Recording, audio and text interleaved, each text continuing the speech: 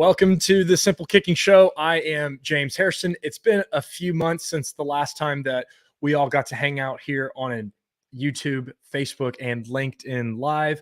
For those that are joining, thank you so much. On this video, we are going to talk about and review the 2022 Week 1 NFL field goal and NFL punting numbers. So let's take a look at what happened. But before then, Lee, hit the theme.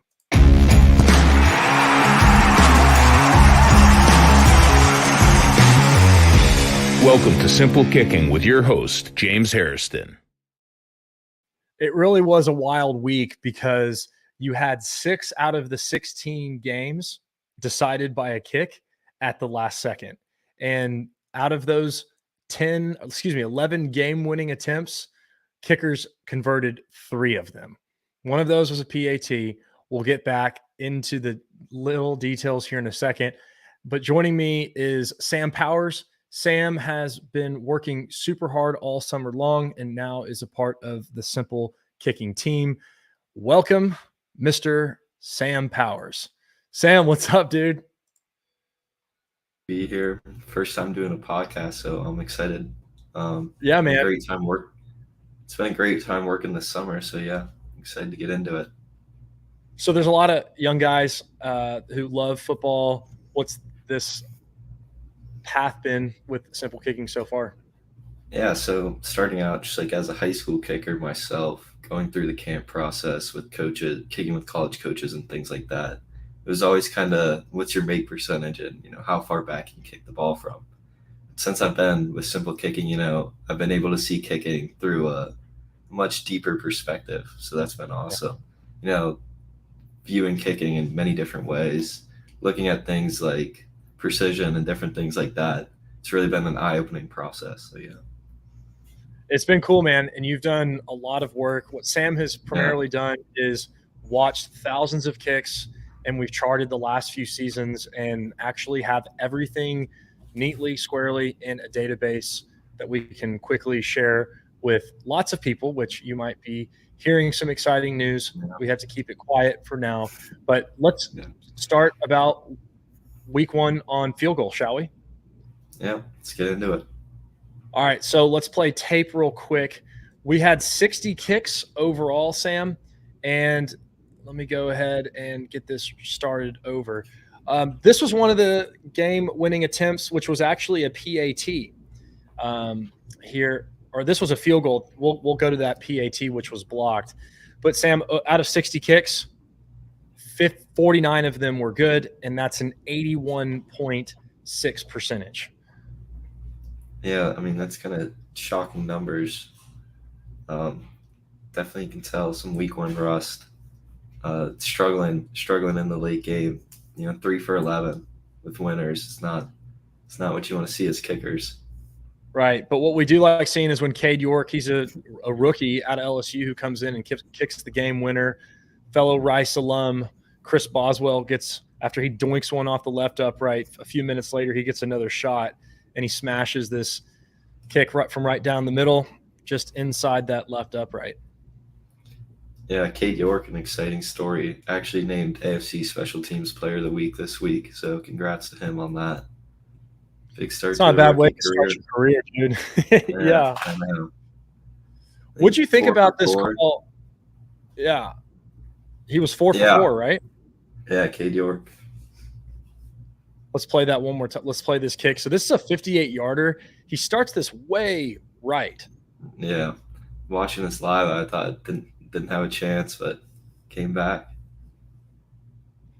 And then what did you think about Brandon McManus, this 64-yarder? Do you think that was the right call? I mean, 2 timeouts, I think. You definitely have the chance to go for it, move up a little bit. Obviously, McManus, big leg, but I would definitely have gone for it if I was coaching there. It's funny. He sent out a tweet, dude, and in that tweet, hey, we're down here on the bottom corner, not that we're gone. I'm James, and this is Sam Powers, who works on the Simple Kicking team. Brandon McManus sent out a tweet saying, hey, this was not only my distance, but my hash. We found that kickers better from certain hashes, dude. The data says so. Yeah. Yeah, definitely. I mean, you can tell guys picking their hashes on extra points even. So definitely there's a preference for that. And getting on the left hash, definitely important to him. So to have that chance, I get it, not giving it up. He said from that distance before. So I see where they're coming from, going for the field goal there. So, dude, again, the kickers league wide were 81.6%. That's around league average for the last couple of years. But what was interesting, again, is what we're showing is these game-winning attempts where kickers were three of 11. The ones that were good was Cade York, Chris Boswell, and there was also one other game winner that we didn't include, but that was Will Lutz. Congrats, Will, because that put your team up. And after coming back from a tough surgery, you bounced back. That's awesome. Do you, after kind of looking at this, is there kind of a kicker of the week that you would select if there was a simple kicking kicker of the week? I mean, not to be biased, but I might have to go Cade York here. 4 for 4. I mean, 58 yards for the win. It's hard to beat that. I think so too, man. There's a lot of stories. Cade came in as a rookie coming on the road, and that's just super impressive. Getting a win on the road, it's just tough. And now he has been baptized of sorts and initiated into the NFL. One thing that doesn't get talked about much is punting. And on this reel, it will make Pat McAfee super pumped because there was over 10 5-0-second punts, and this was absolutely ridiculous. So let's take a look real quick at overall what all these punts looked like. So this is the Simple Kicking app. We charted every single punt, and as you can see, there was a lot of them. The greens show balls that landed closer to the center, or excuse me, between the boundary and the bottom of the numbers, which is within a 12-yard boundary. And then when you get above 13 yards from the sideline, it becomes blue. That's on top of the numbers and in between the hash. And red is anything less than 35 yards, a touchback, or in the middle. This was some impressive stuff. Overall, there was just an insane amount, and let's go right into it, starting with another rookie. Speaking of that, Jake Camarda, the rookie out of Georgia. This was a 63-yard 5.66 bomb, and we're looking from the coach's perspective of the high end zone view. Do you see how high that ball went? It seemed like it was never going to land. Yeah, I mean, but it instantly out of the picture, and it's just floating up there. Yeah, I mean, dude, 5.66 is insane. Yeah. What's the record, the NFL record? Do you know off the top of your head? So I clocked Tommy Townsend a few years ago at 5.75, or excuse me, 5.95, and that was just absolute. I couldn't be 100% precise because the ball went outside of not only the TV angle, but also even this end zone view, dude. So I can't be absolute on the number, but I estimated right around 5.95. Man, this is a cool story with J.K. Scott. He has kind of bounced around the league, and here is just a fantastic ball, 51 yards, 5.57. Yeah, I mean, he was known for it at Alabama, hitting big balls. It's always been his thing. So it's exciting to see him back. You know, he was with Green Bay for a while. I don't know where else he was at, but it's nice to see him with LA now, getting a good footing in. And this is not an easy returner, Hunter Renfrow. No, he's just not. Definitely not. Yeah. I mean, you have charted enough kicks to know this guy's aggressive. Yeah, he likes to he definitely likes to take the ball back. So hang time's important against that. And, you know, he impressed with that, J.K. Scott did. So these are all above 5 seconds. Here's a 47, 5.58. The ball, I mean, Hunter Renfrow doesn't even have a chance in all these clips. Right. And let's just pause it here. Let's say he did want to try to return this. You've got one guy that is 2 yards from you. Now, his eyes are still up trying to catch the ball. I'm going to play tape and pause it. He just got to get down to the ground because he knows he's going to get smashed. So preferably what we found, Sam, is balls that are actually right here in the between the top of the numbers and the hash mark. Those can kind of go both ways, even if there is a punt that exceeds 5 seconds. You're typically safer when the ball is green or where the ball is between the bottom of the numbers and the boundary.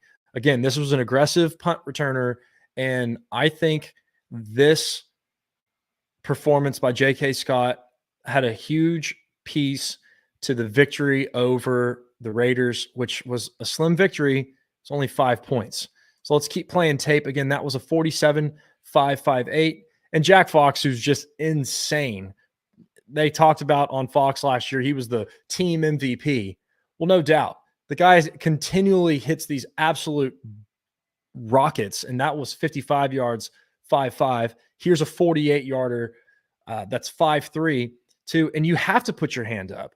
As we're kind of looking from this angle, when you get closer to the numbers, it makes it harder for the returner to choose where to go.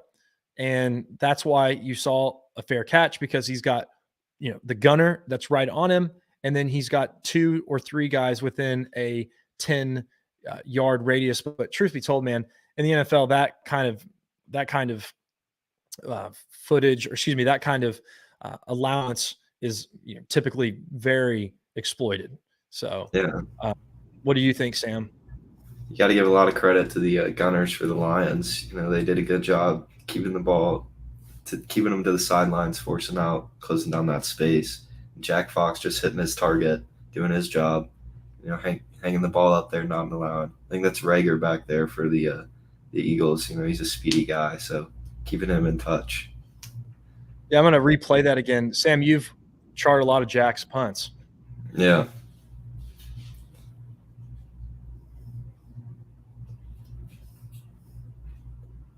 So there's an aggressive returner. Yeah, that's a 55-yard, 5.5. And here's 48, 5.32. You know what's funny here, man? The 55-yarder, so the difference between this punt and the last punt was, what, 55 yards. So it was 7 yards further. Okay? Mm-hmm.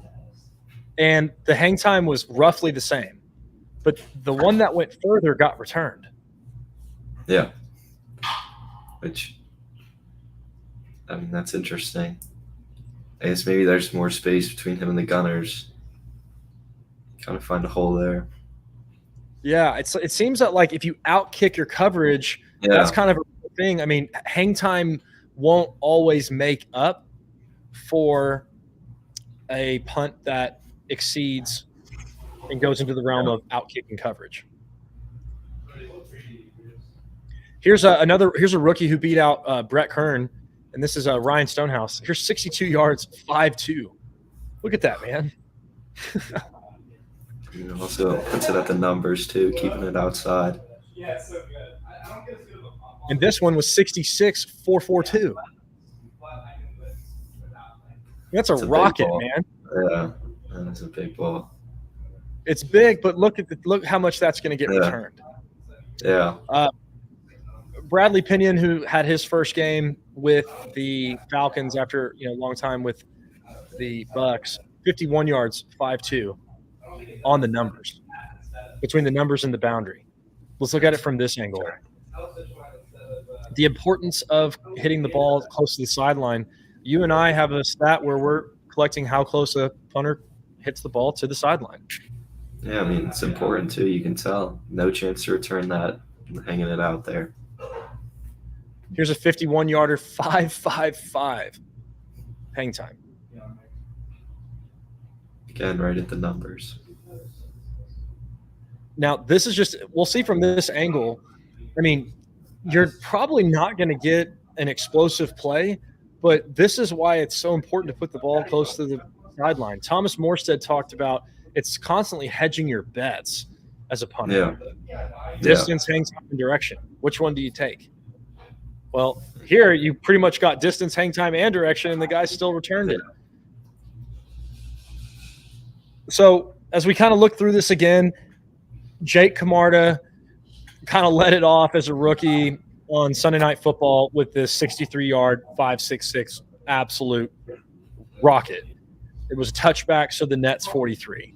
I guess the bottom line that young guys can learn as we bring Sam back in is punting is not all about this big ball. Yeah. It's obviously fun and entertaining for us to watch it and talk about it. But the net of all of these punts typically stayed right around the average this week, which was right around 43 to 45 yards. Now I can get to that number because we've got all that data here on the Simple Kicking app. But when you come in here and you look we had 113 punts here on this session, but let's just look at, is there a punter that you think maybe deserves the punter of the week? Maybe Jack Fox. Or Okay, let's take a J.K. look. Scott. Yeah, I'm thinking J.K., man. The way that he came out there. Let's go ahead and press. Let's look at all of his numbers. So he had 4 punts. Okay, here's his spray chart. A couple balls that landed in the middle of the field. But as we just look at the raw numbers, his catch to kick was 128. Gross was 49.1, net 47.9, and your hang time of 5.16. This is what's kind of fun, man. Yeah. In pre-show, I didn't tell you to tell me who you thought the best punter was. Yeah. But it's something that you've looked at the data, and clearly you came to some determination. Am I missing anything? I mean, that's like when you look at the data, it paints a whole different picture based on just big balls, things like that, looking at net distance, adding in all these different things like hang time, sideline score, really paints a whole new picture that we haven't seen before.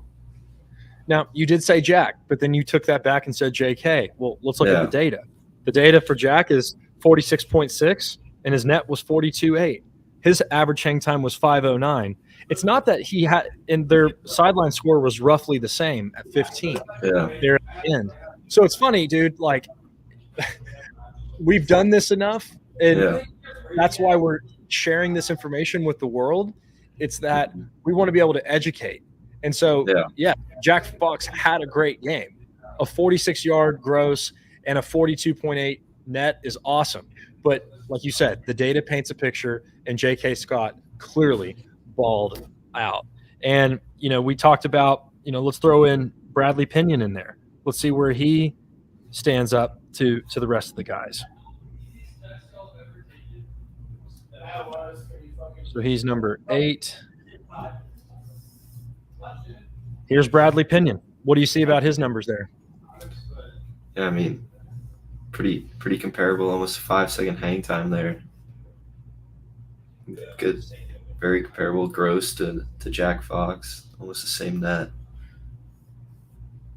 So the bottom line here is we can use data. We can look at these pictures, and with the app and with a little bit of experience, because Sam, you yourself were a kicker as well at one point, we're able to provide quick, detailed analysis that's simple, edgy, and impactful. So what'd you think about this first week recap in the NFL? Is there any major takeaways from this highlight that we just talked about? I think this week definitely put an emphasis on the importance of the data that's being collected. I mean, how else are you going to tell a story about the kickers going 3 for 11 at the end of the games in crunch time situations?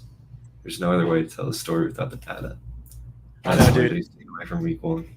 We were texting, during like Sunday. We're like, man, we've worked hours. This stuff actually, maybe this stuff will come to life. Exactly. When you have 6 games that are decided by a kick, and you've got games where J.K. Scott performs the way he did, and there's a 5-point difference, you just have to think that there's an inexplicable between offense and defense. Like, hey, the offense did what we could, the defense did what we could. So that inexplicable difference is painted by the Simple Kicking app, by the work that you and I are doing, and it's the main character are the kickers and the punters. And arguably in week 1, just like we finished last year in the divisional, dude, kicking is so important. Yeah, you see it now. It's crazy. Dude, it's nutso. Yeah. So here's what we've got going on the rest of the season. Sam and I are going to be charting the kicks. We're welcoming as many analysts and interns that want to join, that have an understanding and a love for kicking. And our plan is to create content to give back to the young kicker, because it's you who will be the next generation. And by learning from podcasts and highlight films and things that we're posting, it will make you hopefully a better kicker or a punter. So Sam, thanks for joining. Awesome work. Great job on week 1. And we're looking forward to some key matchups here in week 2. I know there were some injuries, so our prayers go out to the guys that got hurt this week, namely Harrison Bucker. And good luck to Matt Amendola, who was just elevated to the game day roster. I know Ty Long got picked up. It stinks that Rodrigo got waived, but it's also a great opportunity for a guy like Chase McLaughlin to take a step up. And, you know, it's part of the game, dude, that a lot of these guys that we're charting in week 1 won't be the guys that we chart in week 18. So I don't know another place to go turn to for more kicking and punting analysis. So why not come hang out with us once a week with Sam and James here on the Simple Kicking Show. And if you haven't already, make sure to check out the Simple Kicking app. Check out the new Go Posts, which are the world's first portable and skinny field goal posts used by numerous NFL teams and college teams. And man, just come along for the ride here at Simple Kicking, because what we're doing is special. It's different, it's unique, and it's going to impact the game. And that's why Sam and I are here. So make sure to check us out, and we'll talk to you very, very soon. For Sam and everyone at Simple Kicking, I'm James Hairston. Have a great week.